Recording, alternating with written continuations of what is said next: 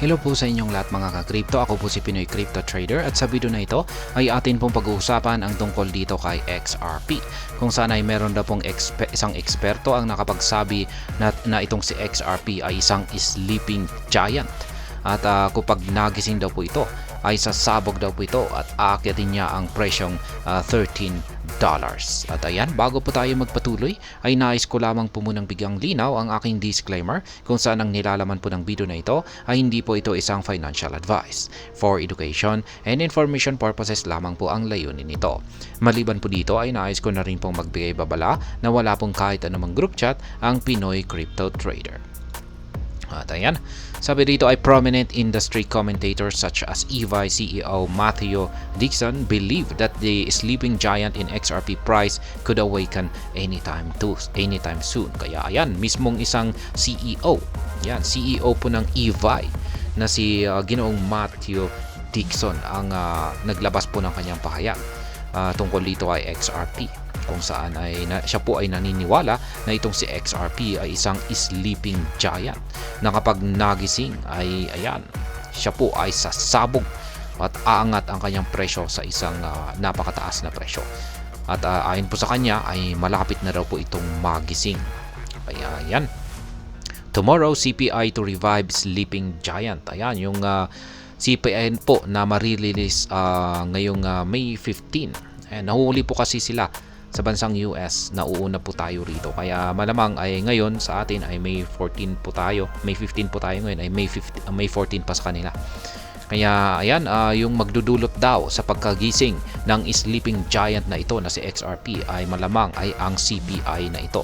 Sabi dito ay meanwhile, Dixon suggests that the forthcoming US Consumer Price Index or CPI report might serve as a significant trigger for XRP's price surge. Notably, the US Bureau of Labor Statistics or BLS plans to release the April CPI tomorrow on May 15. Kaya yan na nga. Ang CPI na ito ay tinatawag pong US Consumer Price Index. At ito raw yung magsisilbi na malaking trigger or magdudulot ng sanhi para itong si XRP ay sumabog. Ayan, plano po nilang ilabas ito ngayong May 15.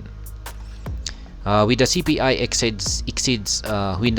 exceeds expectations, it can trigger a downturn in risk assets including cryptocurrency. Kaya ayan, kapag ang CPI report daw po na ito ay mahihigitan ang inaasahan ng karamihan, ay posibleng magdulot daw po ito or makaapekto raw po ito sa buong cryptocurrency. Conversely, if the CPI is reported lower than the anticipated, it could improve market sentiment and catalyze a surge in prices.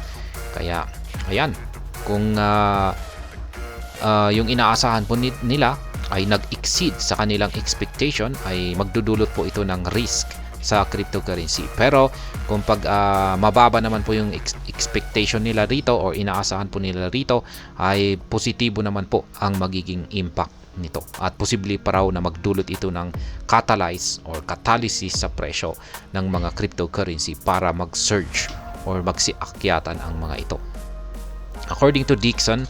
Accordingly, Dixon argues that the CPI coming tomorrow could be the trigger that awakens the sleeping giant in XRP, potentially driving prices to new heights. Kaya yan, ayon po kay Ginoong Dixon, ay ang CPI po na paparating or ilalabas nila ngayong May 15 ay ito po yung magigising yan sa mahimbing na pagtulog ni XRP.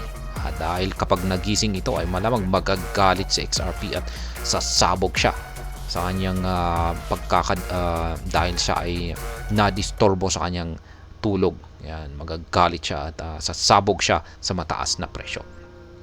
Ayan po si Ginoong Matthew Dixon. Ito po yung kanyang actual na chart dito na kanyang pinost. At base po sa kanyang analysis dito ay aakitin daw ni XRP ang presyong 0.6242. 0.62 target with CPI. In particular, the EVI CEO expect economic data to trigger a short-term rally that sends XRP to 0.62.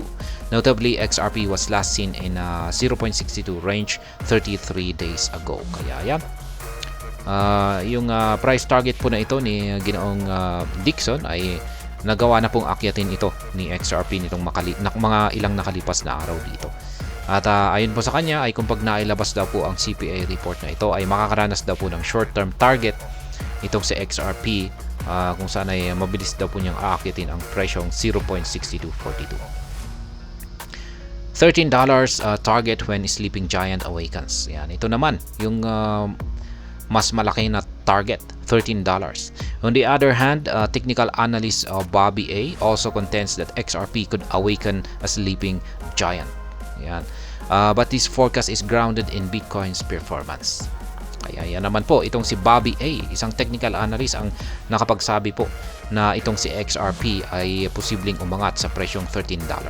Pero hindi po tulad ni Ginoong Dixon dito na ang kanyang basihan sa kanyang prediction dito kay XRP ay yung CPI. Pagdating naman po dito kay Ginoong Bobby ay yung kanyang basihan naman rito ay yung performance ni Bitcoin. Kaya sabi niya rito ay he predicts that if Bitcoin returns to the $72,000 level, XRP could experience a dramatic increase, potentially soaring by 2,463.59% to reach $13. Kaya yan, ayon po kay Ginoong Bobby A, ay kung pag si Bitcoin ay kung nagawa po niyang makabalik sa presyong $72,000, itong dito po makakaranas si XRP ng dramatic increase or matinding paglago sa kanyang presyo patungo sa presyong $13. Kaya yan, kung nangyari po yan mula sa kanyang kasalukuyang presyo ngayon patungo sa presyong $13, yan po ay may katumbas na 2,463.59% na gain. Kaya yan po ang mga pahayag o mga analysis na ibinahagi ng dalawang crypto expert natin dito. Una ay si Ginoong Dixon, ayan, ang EVI CEO na nagsasabi na si XRP ay magigising dulot po ng CPI report na mailalabas ngayong May 15. At yung isa naman na si Ginoong Bobby A ay magigising daw ang sleeping giant na si XRP kapag si Bitcoin ay nakabalik sa presyong $72,000. At ayan, hanggang dito na lamang po tayo sa video na ito. Sana po ay inyong nagustuhan ang aking paliwanag sa video na ito. Kung inyo po itong nagustuhan, ay pakiclick lamang po ang like button nito. Para naman po sa mga bago lamang dito, kayo po ay aking inaanyayahan para mag-subscribe. Pakiclick na rin po ang bell icon nito dahil ito po ang siya magsisilbing notification nito sa mga bago kong videos na akin pong ina-upload sa aking YouTube channel na ito. Marami pong salamat sa panonood. Ingat po tayo lagi at God bless po sa ating lahat.